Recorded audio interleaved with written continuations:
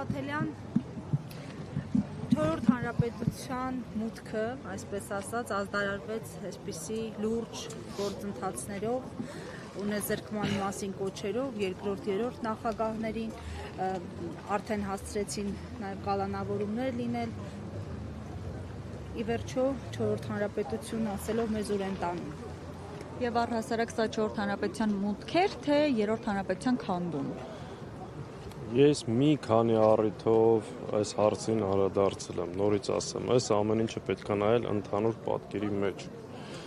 Նիկոլ Փաշինյանը ըստ էության հայտարարել է երրորդ հանրապետությունը լուծարելու եւ Ադրբեջանի ու Թուրքիայի պահանջով ինչ-որ նոր միավորում ստեղծելու մասին։ Հիմա այս ճանապարհին երկրում կա դիմադրություն, կան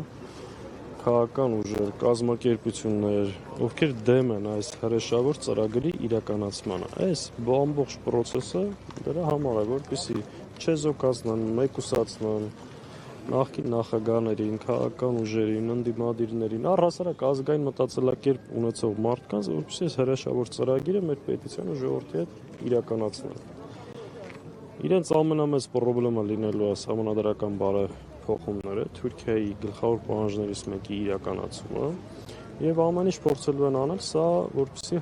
կարողանան իրականացնել, բայց չեն կարողանալու, որովհետեւ դա իրականացնելու որևէ ճանապարհ եւ հնարավորություն այսօրվա մեր սահմանադրությունը չի ընձեռնում։ Փորձելու են կրկին սահմանադրական կարգը տապալելով լկտիությամբ եւ ապօրինությամբ դա անել, փորձելու են։ Մեր խնդիրն է նաեւ դա թույլ չտալ։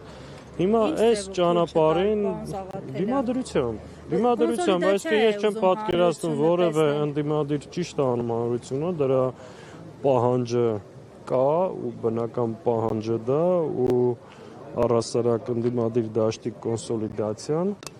անխուսափելի պետք է լինի այս հրեշավոր ծրագիրը կանխելու համար։ Իհարկե, դրա մասին այնքան ենք խոսել եւ ասել։ Նաև հանրային մի քանի շրջանակներ այս process-ների մեկնարկի ժամանակ հիշեցրին, որ ժամանակին զգուշացնում են, որ Նիկոլը ոչ մեկին չի խնայելու։ Հիմա ժամանակ հասել է եւ բոլորի հետևից եկել է, ասում է ինչն էր զարմանալի էլի ձեզ համար։ Ես չեմ զարմացել, ես այս ամեն ինչը ընտրություններից առաջ եմ ասել։ Շատ դետալացված, ոչ միայն որ Նիկոլը վերարտադրվելու պարագային փորձելու է մեկ անձի դիկտատուրը հաստատել մեր երկրում, այլ նաև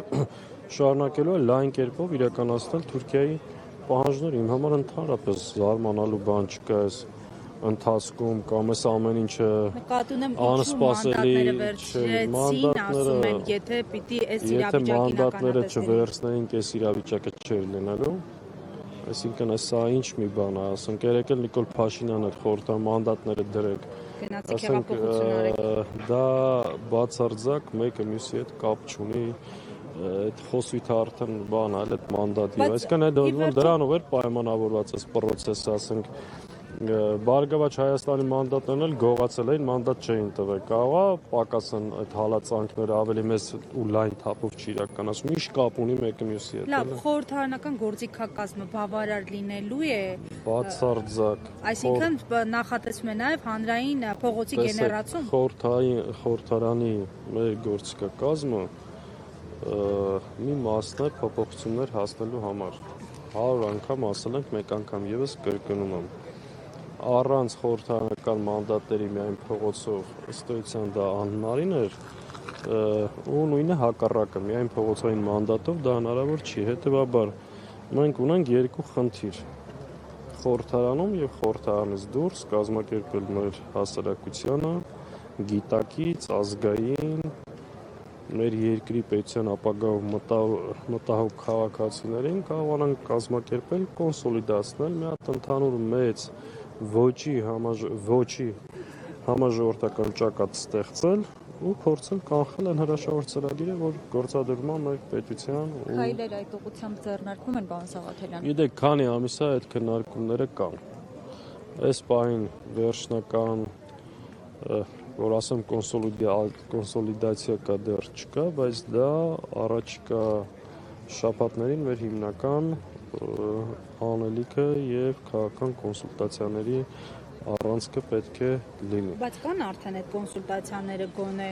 sense Քննարկումներ կան, բավականին երկար ժամանակ է, տարբեր մոտեցումներ կան, բայց Նաև արտախորհրդարանական ուժերի հետ։ անշուշտ, որովհետև սա բնականաբար մենակ խորհրդարանական ուժերի խնդիրը չի, սա առավելագույնը պետք է կարողանանք մոբիլիզացնել,